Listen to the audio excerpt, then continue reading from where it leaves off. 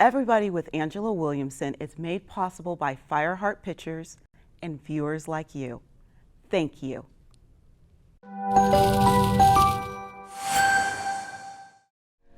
The first local Exchange Club was formed in Detroit, Michigan in 1911. The Exchange Club is America's service club. From the organization's earliest days, Exchange Clubs have been serving their communities. Each year, communities benefit from college scholarships, youth mentoring, and service to the underprivileged. Tonight, we meet the president of the Exchange Club of Fontana and learn how his organization supports the second largest city in San Bernardino County. I'm so happy you're joining us. From Los Angeles, this is KLCS PBS. Welcome to Everybody with Angela Williamson, an innovation, arts, education, and public affairs program. Everybody with Angela Williamson is made possible by viewers like you. Thank you. And now your host, Dr. Angela Williamson. Dell Evans is here with us tonight.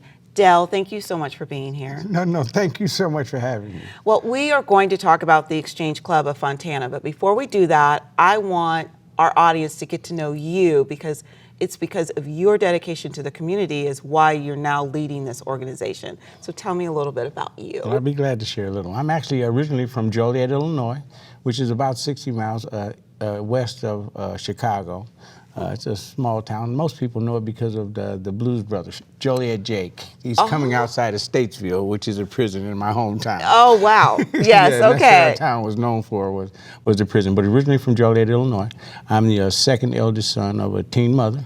My mother, Reverend Genevieve Brown, had 5 kids. We lived in public housing in a place called The Hill in Joliet. And we also spent some time in St. Louis in another project, which was Pruitt-Igoe. I grew up in a house that had domestic violence. There was domestic violence there. My mom at some point got to the point where she had enough. And one day I always kind of used the term, she packed up everything. We got on the train and moved to St. Louis.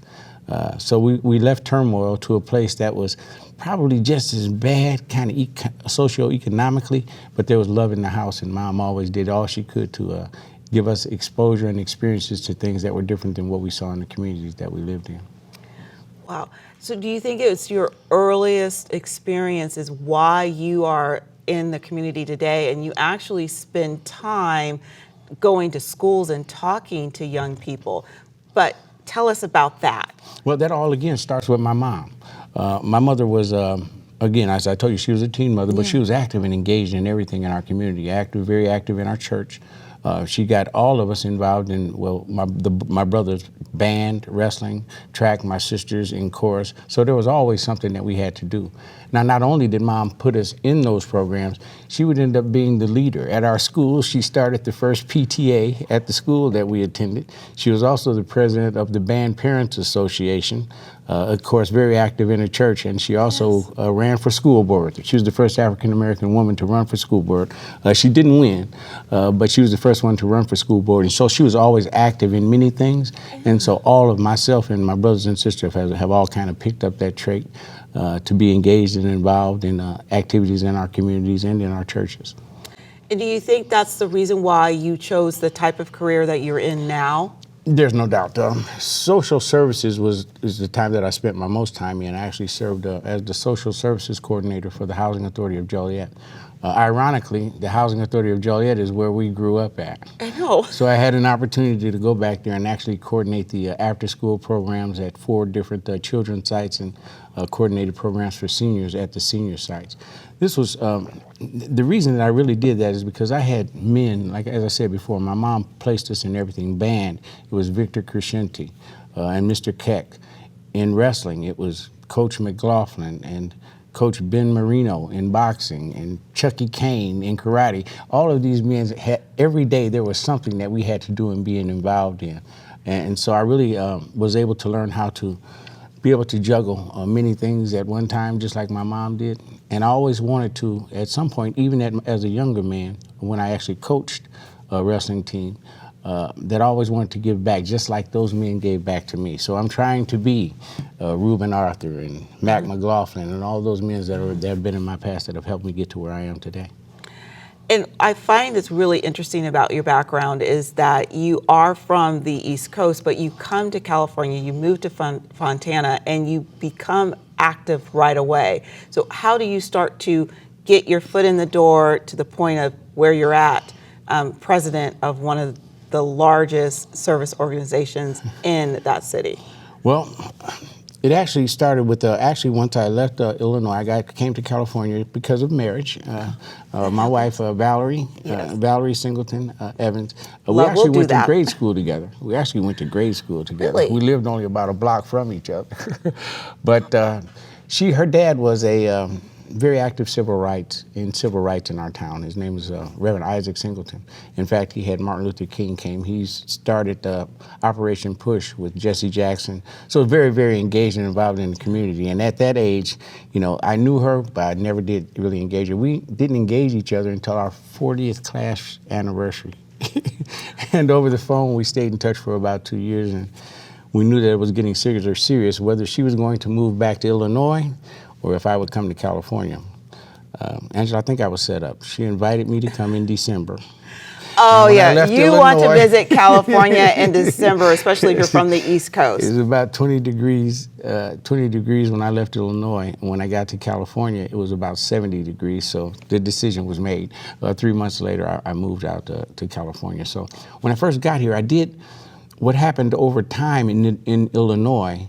I did intentionally when I moved to California. Let me explain to you what I did. Please.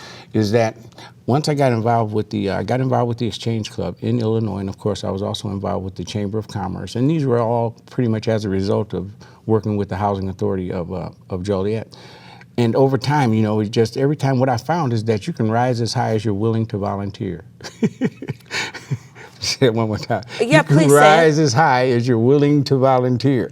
And so normally if there was a job or something people wanted to do or to participate in or a committee to be on, I would say, yes, I'll do it. Yes, I'll do it. And as a result, I got to meet people that I would have never met had I not been involved in these different opportunities to meet and be with people who were leaders in our community, primarily through the Exchange Club.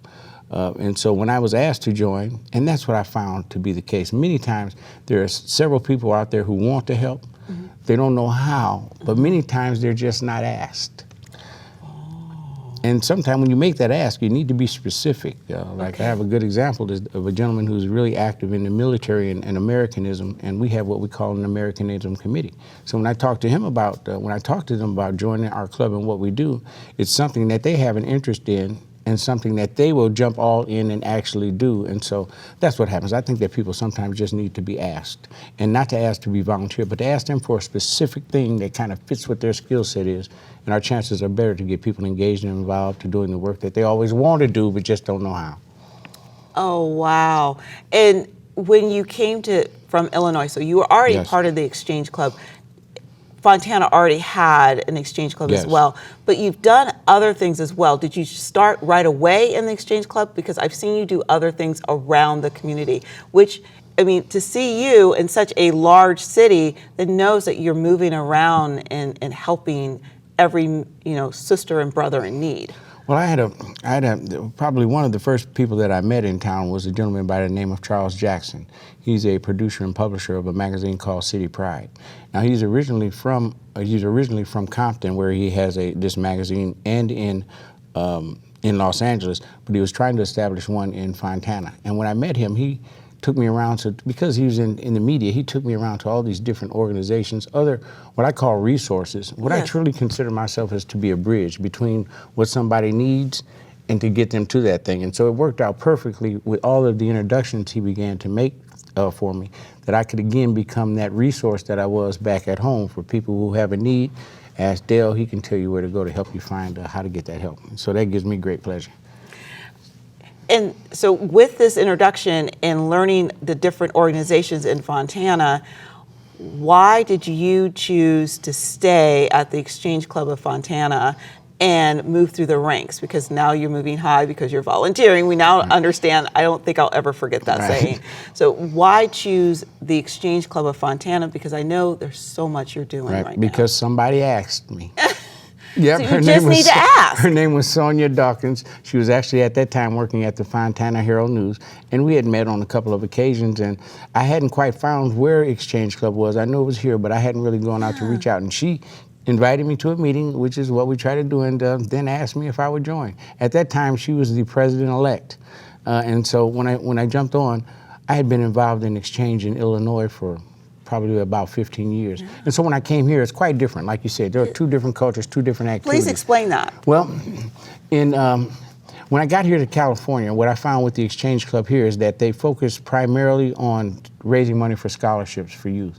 But now the Exchange Club, the National Exchange Club, really has 4 pillars. One is community service, service to youth, service to our seniors, and then child abuse, the prevention of child abuse, which is our national project. Now, when I talk about when I was a kid and how the house I grew up in, that kind of might explain to you why I have a passion to help kids who could be in violent situations.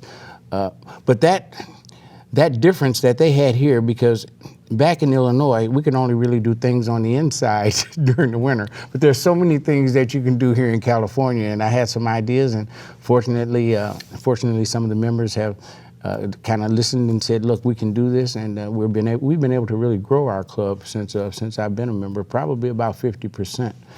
Even after going through COVID, we've grown it about 50% to what it was. Now, I always tell people we're going to have the fastest growing club in the country, simply because we were probably the smallest. So you don't have to grow big when you only have 8 or 9 members. You can grow 100% if you get 8 or 9 more. And so that's my goal. I figure the more people we have, the more that we can do and give back to the community. And that's interesting that you said that it was small, but you serve such a large city. So how do you make sure that your organization fulfills your mission, your 4 pillars, and continues to grow at the same time? Well, the first thing that I found, again, is that members are important, but volunteers are just as important, or sometimes more than. So volunteers, during the times that we have our major events where we need volunteers, now many times these are agencies or organizations that we support, financially, and some are not. They just actually, when we need the help, we'll make the call for it. And hopefully, if they come into the room, just like you did, come to one of our meetings, hear one of our speakers, and say they like what we're doing, and boom, we try to get people recruited as soon as we can. And after we get them recruited, we give them a job. We don't want a person to say that if you wanted me to join the club, but you don't have anything for me to do, after 2 or 3 months, they say, well, they don't even need me. So intentionally, what we do now is we identify what their interest is and put them on a committee so they can go to work and help us do this work. We are getting ready to take a break. And when we come back, I want to talk about some of the activities that you're currently working on and how that impacts the city. Okay. But before we do that, one more time, tell us the importance of, you can go as high as when you volunteer. I want you to talk about that again, because I think it's so empowering. Well, I says you can rise as high as you're willing to volunteer. See, because generally volunteering is counterintuitive to volunteer, especially to join a service club. And I understand that because I had the same feeling when I first joined, is that you want me to pay you to join your club and then volunteer.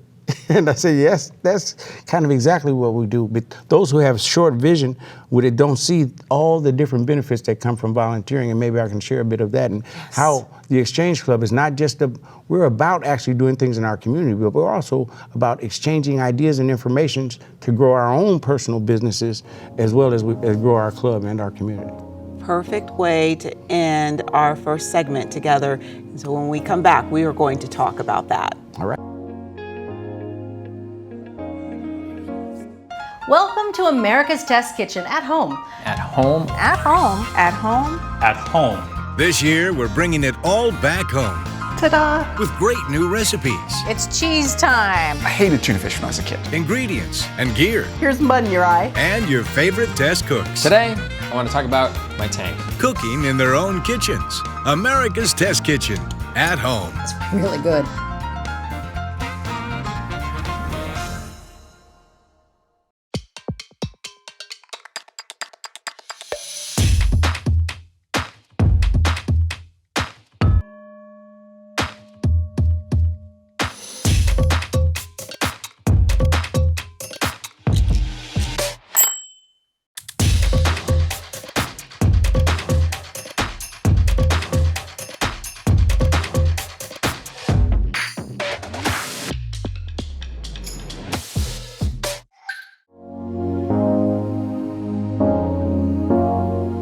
Thank you so much for that excellent first segment. And you introduced the Exchange Club in the first segment, but now I want to actually talk a little bit about the activities you have going on and how important they are to the community. So let's start there. Well, I'll be glad to. Actually, today there's our district convention, which takes place in Irvine. There are currently right at about 30 clubs in California.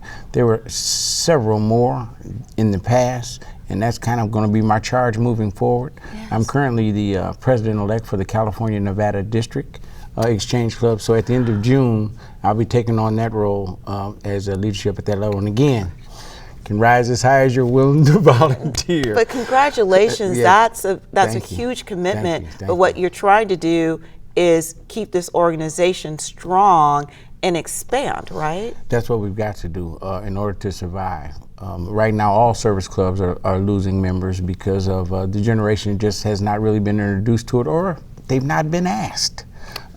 So the major projects that we do in Fontana are our Christmas parade, which we've been doing for, I think it's about 60 years. It's actually in the city charter that we actually do the Christmas parade every year.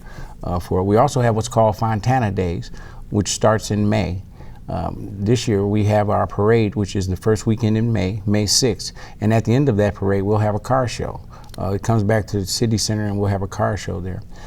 Following that, in the first weekend in June, we have our Fontana Days Carnival. It's a 4-day carnival. Last year, of course, we had to, because of COVID, we didn't have it for 2 years. But last year we had over 40,000 people come out to the carnival over 4 days to enjoy the event. And so we were able to, with the money that we raised, primarily we gave like $40,000 to the local high schools, and we were able to add 2 charter schools now this year that we're going to also be giving our gifts to. We've got our 70th anniversary, which is actually coming up in March 29th. I got a call yesterday, not long after I heard from you, from the national president of the Exchange Club, who's going to be our special guest at Sierra Lakes Parkway in Fontana on March 29th. On that day also, we'll be honoring one of our longtime members with a gift that's called, an award that's called the Book of Golden Deeds. It's the highest award given out to Exchange Club members, and that's going to go to a longtime member of the Exchange Club and now the county supervisor for San Bernardino, Jesse Armendariz. Oh, wow. Well, you know, you mentioned something when you were talking about this, how you really want to have as your mission and legacy to expand this and get more chapters. But you mentioned that people just don't know how. So how can we teach that next generation of the idea of service and how to serve in your community? How can we do that? Well, actually trying to do that and going to do that through Exchange. The Exchange Club has called what they call an Excel Club for high schools. And then there's also a junior exchange for grade schools. Now, right now, we don't have the capacity this year on my radar to actually do a grade school, but we are working right now with 2 high schools to start 2 high school chapters of Exchange. Of course, the first way that we get them is that they come and they can volunteer at events that we do. Okay. But the goal of this club is that they select their own charity or their own project that they want to do, and they actually put all those things together with our guidance and support. But they actually learn how to put together volunteer programs in high school. But also, you mentioned something too, and this was advice I had received years ago, and you can tell me if this is true or not. But in our careers, we've all been laid off a time or two, and in one time I was laid off, someone suggested, you don't go to get a job, but what you need to do is volunteer, because that gets you in the community. And you are actually, when you're giving back, that gives you positive energy so that you're not stressed. I mean, how do you feel about that?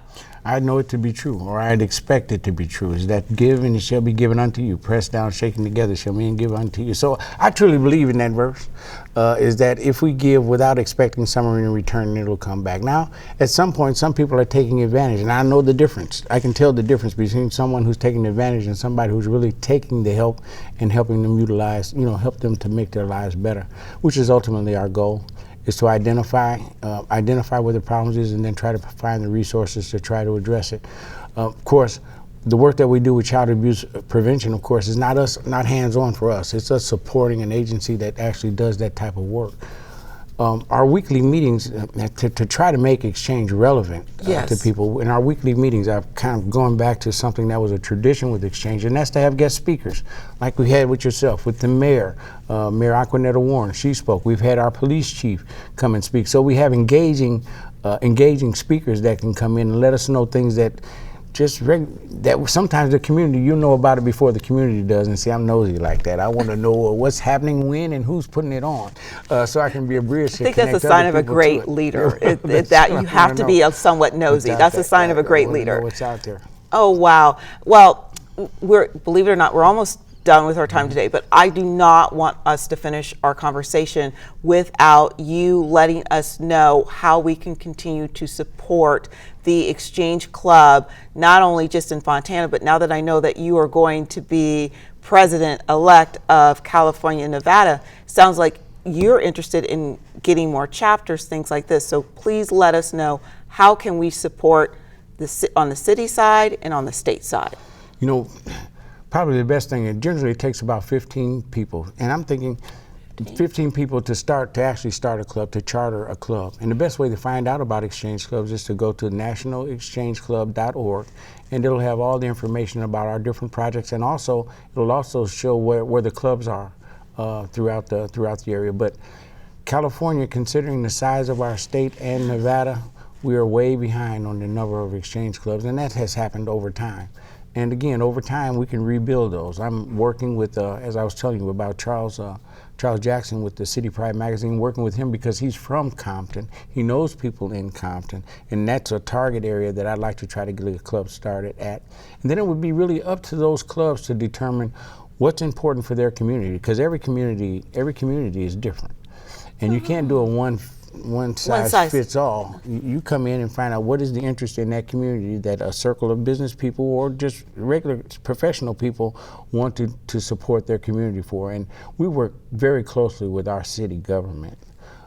In fact, they partner with us on our major events, our parades. We couldn't do those things if we didn't have the support of the city and the community services department and the senior center and all those things, options that they offer to us, to start there and then to try to build from that. But there are, again, like over 600 clubs in the United States with about 18,000 members. But I just want to point out that the Exchange Club is the only domestic service club in the country. The others, those that you might say, the Rotary International, Lions International, Kiwanis International. Thanks so for if you educating. want to keep it local. Yes. Keep it in Exchange. Well, and you talked about these 4 pillars, and then you said based on your city, the city can decide which one is probably the most important for them. But what I find really interesting is that I've never heard of a service club that takes its mission on with child abuse. How did that happen? It's so interesting. I want to talk about that before we finish our conversation. I'm not exactly sure, but I believe it is in 1976 when one of the president at that time said that this was something that we should take on as a mission, that we would address this issue. And so we've partnered with child abuse centers throughout the country that actually come to a national convention to see what's working in those areas, what's working in those areas, and for that group of people who do that work to actually come together, and sometimes just to debrief and de-stress, because we've had some keynote speakers, like at our last national convention. She was actually a judge in South Carolina that told us, stories that it's just hard to really listen to, that's actually happening with children. We spoke with the chief of police. I was going to tell you this earlier, and I asked him, what is child abuse like in Fontana? He says, well, the reporting is down, but that could just be because kids are not in school. And the mandated reporters don't know what's going on. So we suspect that child abuse, the numbers have risen, but because people are kind of inside and not seeing each other, we're not hearing it. And so it's really our opportunity, it's really an obstacle and our opportunity to get the word out that there are resources out there and available. And there's some parenting classes that probably need to take place, because some people are just doing what was done to them. Mm-hmm. And they think that that's the right thing to do. So until you kind of get a little nudge and get on the right track, you just perpetuate these things that have gone on from generation to generation. I love when you talked about generation to generation. I see with what you're telling me with the Exchange Club, and then also locally in the city, the Exchange Club of Fontana, what you're doing with your programs and services, that you are changing generation to generation for a positive outcome. So my final question to you before we end our conversation is that, based on what you're doing and what you're about to do, what do you see as your legacy, not only in the city of Fontana, but statewide, of what you want to do with this organization? Well, with the organization, well, probably the first thing that I'm going to do is to get the organization to recognize Martin Luther King Day as a national day of service. Ooh. And see, again, many times people don't see a problem because they look through different lenses. And I don't know if I shared this with you, but I'm the first African-American male president of the Exchange Club of Fontana. That's in 70 years. And I will be the first African-American male president of the California-Nevada district. So the clock is ticking. But a lot of times, if you're not in the room, if a certain perspective is not in the room, it's not seen, it's not because of prejudice. I truly believe that. It's not because of prejudice, because I just don't know. Because people just don't know. Now, once you know and you still have a problem, then that we got another issue. But right now, I think that's going to be a major thing that I'm working on with the local folk, to know that we need to recognize it as a national holiday, but to also get more Black and brown people engaged and involved in doing this kind of service work. To know that you'll meet people that you wouldn't know otherwise, and you make connections and build relationships that you wouldn't otherwise. I didn't share this with you, but I was a part of the first group of kids who were bused. In 1968, we were bused from our hometown to a school, from the projects to what was at that time an all-white school. That was really the first time I had been around white people personally without seeing them on TV. Now, at the time, I didn't want to go, but as I reflect back, it really helped me tear down some of the racist attitudes that we had in our household based on people we didn't even know.